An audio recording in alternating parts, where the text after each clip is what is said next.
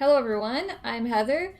This is Hey Acrylics, and today I'm going to be working with resin for the first time.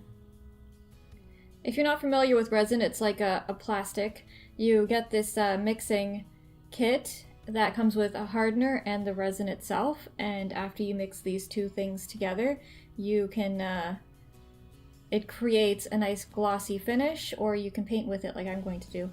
Look at those symbols, corrosive and toxic. Lovely. Must wear gloves when using resin. I have a mixing cup that holds about 1 cup of liquid, and then I have these smaller little medicine cups that I use to mix the color in with the resin, using these little popsicle sticks that I got from the dollar store. The paints that I'm using are cerulean blue, Windsor blue, and titanium white, and I thought as an added splash of shimmer and shine, I would use iridescent bright gold pigment.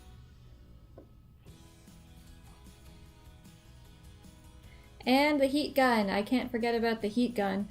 That helps get the bubbles out of the resin afterwards, and it also helps give you a little bit of extra time to work with the resin because the resin gets quite tacky very fast. You only have about a half an hour to work with it before it doesn't.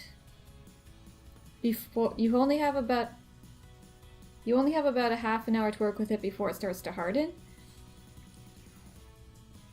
So when I was mixing in the colors, I made my first mistake, and probably the biggest mistake of this entire experiment, and that is that I didn't mix them enough.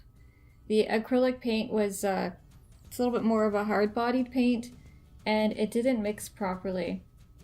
And you'll see what happens later on, but luckily in the end it dried. I don't think I would trust it too much. It's not tacky or anything, but I probably didn't dry as well as it could have had I mixed the paint in well enough, the pigment in well enough with the resin. But this is a whole new beast for me. I had no idea what I was doing other than watching some YouTube. And the smell. Anyone who's sensitive to chemical smells, this might not be for you. I had a bit of a headache after using it, and it smells up the entire room for quite a while. So just be prepared for that. Have like a light fan or a window open or something to help with that.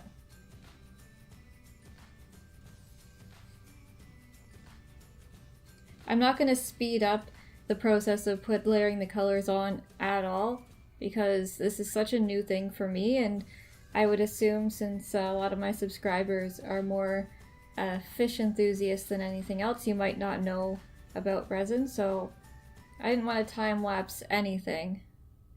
This really did just take me about 20 minutes altogether to do. The only thing I sped up was the mixing in the colors at the beginning, because that's the boring part. I really don't know what I was hoping to get out of this. I just wanted to mix the resin and have it dry. That was my main goal for my first attempt. It's a bit of an expensive project to not have a plan for. For those of you unfamiliar, resin is quite expensive. With those 2 bottles, all I would get is 2 square feet worth of surface area coverage with it. My second mistake with the resin was not putting some right near the edges. You lose a lot of the resin, as you'll see in a minute, just by tilting it right up to the edges. I looked at it after, and a lot of artists will put a small little border right around in order to help save some of that pigment in the middle. I don't know if there are any rules about using your fingers or anything to fill in the spaces or manipulate the resin, but you guys can tell me in the comments if you do this kind of art, how many things I did wrong. I'll definitely work with resin again though. It was quite fun, and I like that the end product is shiny. You don't get that with acrylic paint unless you put a finish on it. And that's what this resin can also be used for. You can also use it as a clear finish to put on top of an acrylic painting. I'll probably do that in the future, but now I have a few different ideas of how to use this as either a background or doing stencils layered between layers of this resin, like of the clear coats, so to create sort of like a extra 3D effect. That would take some time, and I'd probably need to use a different type of resin to get that effect. Not 100% sure. I'll have to do a little bit more research before spending that kind of money. And it drips everywhere. It's very messy. Very messy. Stinky and messy, and you need to wear extra gloves. But it is beautiful.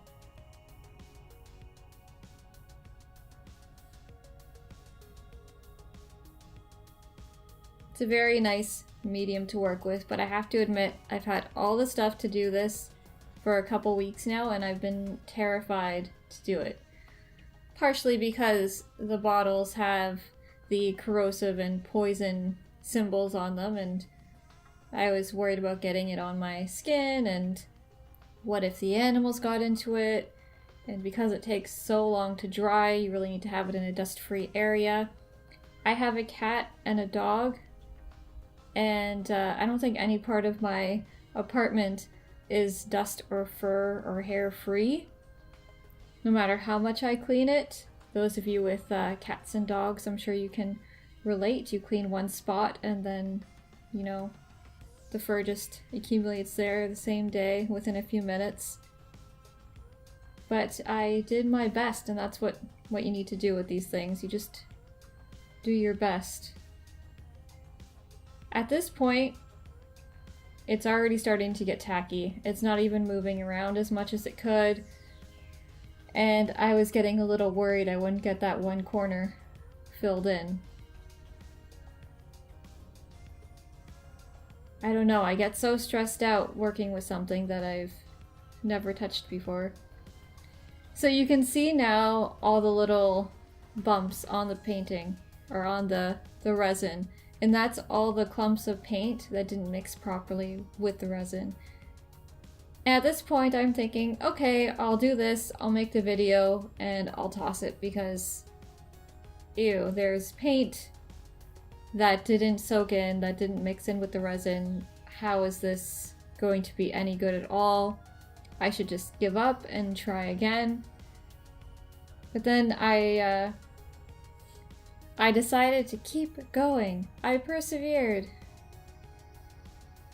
Which is a big thing for me. As soon as I think something's going to turn out ugly or not be as good as it can be, I often just throw it out and start over.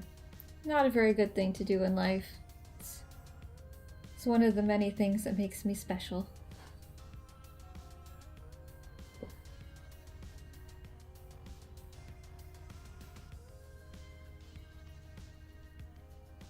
Look at all those little paint spots. Everyone who works with resin would probably just cringe looking at this. Like, I figured 100% it was not going to dry properly.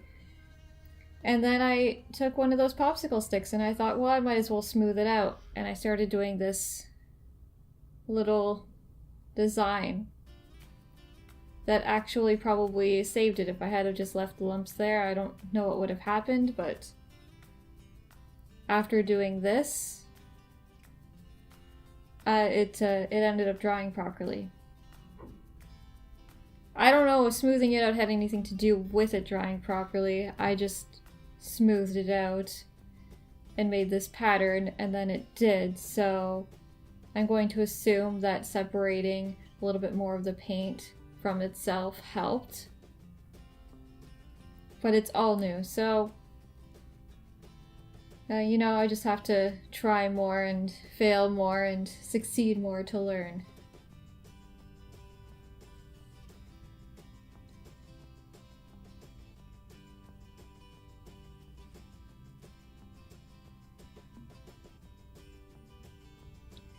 Up in the corner, I'm putting in a video of some dried resin, and you can see how malleable it is and how transparent it can be. It's really fun to work with. It's even more fun to play around with after it dries. That was some of the stuff that dripped onto the garbage bag underneath, and it just pulled right off.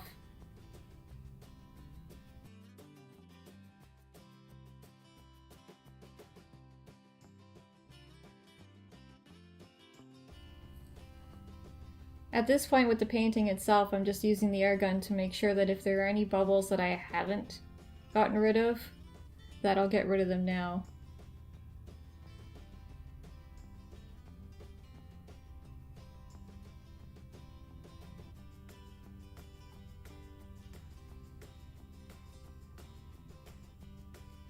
And that's about it. So thank you guys for watching. Like, comment, and subscribe, and feel free to tell me all the different things that I did wrong with this project. Do you like it? Do you want to see more videos with resin? Do you want me to do some stencils on top of resin? Tell me what you guys want, and thank you for watching.